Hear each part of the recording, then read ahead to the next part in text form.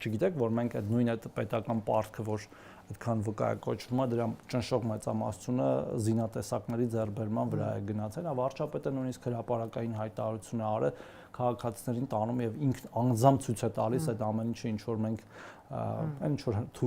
կարելի է ցույց տալ քաղաքացիներին, այդ ամրաշինական կառույցները, որոնք որ բոլորը աչքով էլ տեսանելի է, ինչ է ոչ, ինչ է դա, եթե ոչ անվտանգության ամրապնդում եւ նաեւ ուժի թուլություն չի։ Իհարկե խաղաղությունը թուլություն չի, երբ խաղաղությունը թուլությունը այդ որոշ մեր գործընկերների համար, որոնք որ իրենց չեն կարողանում պատկերացնել կոնֆլիկտից դուրս, հա, իրենք ուզում են միշտ կոնֆլիկտային տրամաբանության մեջ լինել, որպեսզի տենց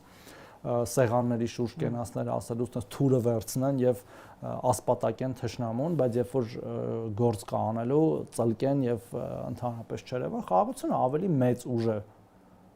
պահանջում խաղաղություն հաստատելը, քան թե կրակելը կամ քան թե աճ ու ձախ այնց ագրեսիվ հայտարարություններ շպրտելը։ Խաղաղությունն է իրական ուժը պահանջում եւ